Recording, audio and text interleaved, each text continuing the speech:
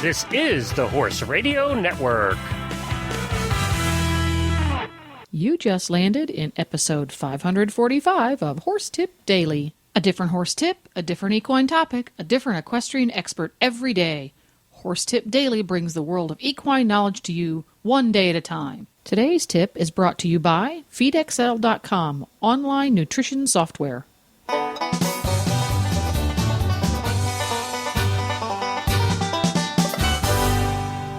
Hi, Coach Jen here, and thanks for tuning in to Horse Tip Daily. Today's tip is from Michelle Bergeron of Right Lead Equestrian Center in Louisiana. Michelle is a graduate of Louisiana's Scholars College, a North American Riding for the Handicapped registered instructor, British Horse Society certified instructor, and a certified instructor and judge for the World Side Saddle Federation. Not to mention a doggone clever and creative horsewoman. Today's tip is great for plugging problems with water troughs. But first, a word from today's sponsor, FeedXL. Is your horse's diet balanced? Find out with FeedXL. FeedXL does all the smart stuff that it takes to formulate and balance a horse's diet. It takes all of the science and math that a doctor of equine nutrition learns and makes it all super easy and fun to use. Just plug in a few simple details to see if your horse is having his nutritional needs met. FeedXL is like having your own personal equine nutritionist stuffed right in your back pocket. And FeedXL is so good that it's used by leading equine nutritionists to formulate balanced diets for their clients. Using the details about your horse and what you feed him, FeedXL will do some serious math to calculate if your horse's nutritional requirements are being met.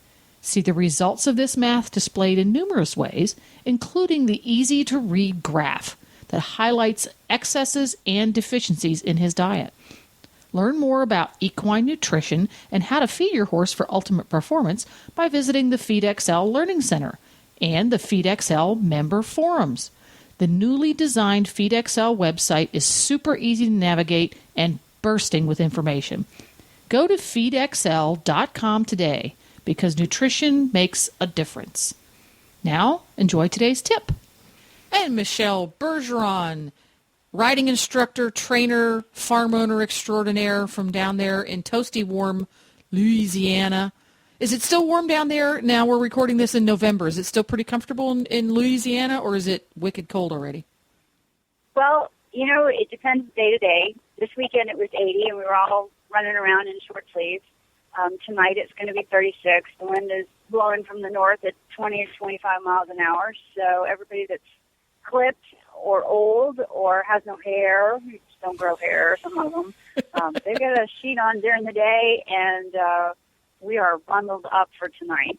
And now, I know we sound like sissies to everybody on the East Coast. It's been my experience that horses don't seem to care what climate they live in. They either get a heavy winter coat or they don't. Yes.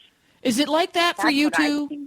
Because I have some that have lived here their whole lives that look like they've lived outdoors in Michigan for forever.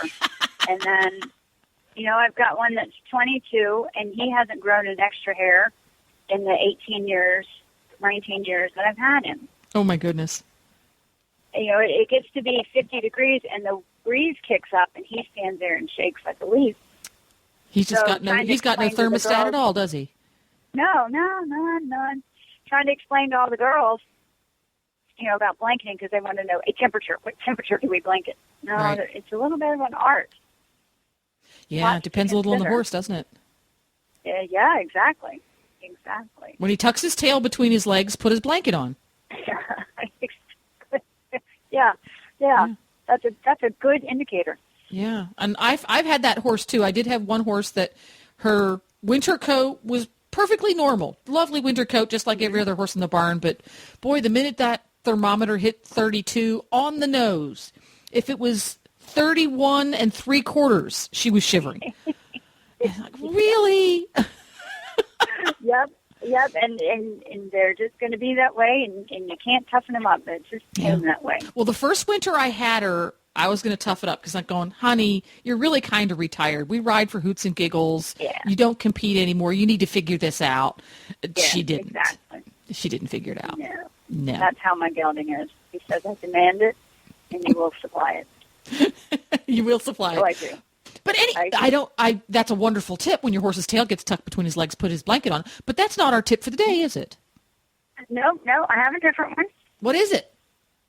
I'm going to tell you all about what to do when you lose your plugs to the big water trough. The 'Cause I drain really plug. I really, really, really hate, one of the things, many things I just can't tolerate is a filthy water trough. Yeah. So we're always pulling the plug out, for the big ones. The little ones you can tip over. Pulling the plug out, and invariably it gets lost. Somebody comes over to see what you're doing, and they step on it, crack it. Well, now you're in trouble because you can't fill up your water trough. So what are you going to do? Go to the dime store, although, they probably don't have dime stores anymore. Go to the dollar store, maybe the better. I love the place. dollar store. Yep, we have one here. We have several here, actually. And you're going to look for a child's rubber ball. And you're going to look for a ball that's about the size of the hole in the bottom of your trough. And you take that and you wiggle it in there, squeeze it in there, make sure it's good and tight. And then when you're ready to clean the trough out, you don't have to worry about threads being bad. You don't have to worry about getting stepped on. You just pop it out. You might need the back of a brush or something if you've got it in there real good. Pop it out, clean everything out, stuff it back in, fill it up. You're good. That's a great idea. So you go to the dollar store, department store, whatever you've got in town, and you have to get that kind of dense sponge rubber ball, the old-fashioned one. Yeah. Yeah. I don't know if it was gum rubber. I don't know exactly what kind of rubber you would. Yeah, and they might not even be rubber. One of our science expert listeners out there can probably tell us when this gets posted that what they're really made of. But it's the dense one. It's not hollow inside. Yeah. No, because those will crack, I think. They just go. They don't last at all.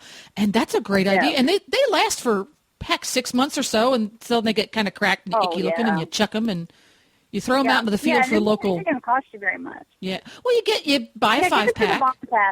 Yeah. Well, you may be able to, actually. Yeah, you buy a 6-pack, and when it starts to get a little gnarly, you chuck it out into the field for the local Labrador Retriever to play with. Yep. And then the next time somebody mows the pasture, it will get sliced and diced and recycled into the soil. There you go. That's it. That's it. You can always tell when there's a Labrador in the neighborhood because all of the fields have chip-chopped tennis balls in them because you throw the tennis ball for your Labrador and eventually you lose some and then the mower takes care of them. But that's a fabulous idea. We throw pine cones. You throw pine cones for the dog? Yeah, when we were little and lived. Oh, that's great! Yeah, in Shreveport. That's very earth friendly. And it didn't matter if they lost them. You'd go get another pine cone. They lost it. They didn't care. It's a Labrador. He doesn't care what you throw. Exactly. Just keep throwing it. You can throw manhole covers. They'll try to bring it back. Yeah, exactly. They'll do their best. Well, that's a really fabulous idea. When your water trough plug I'm glad you listened. breaks, hit up the dime store or the dollar store in this case. Get yourself a couple of sponge rubber play balls of appropriate diameter and smooch them in there. Yep. And then you're good. Great idea. Thanks again, Michelle, and we'll see you next time. Okay. I think smooch is my new favorite word for squishing something into a place that it doesn't fit very well. Smooch it in.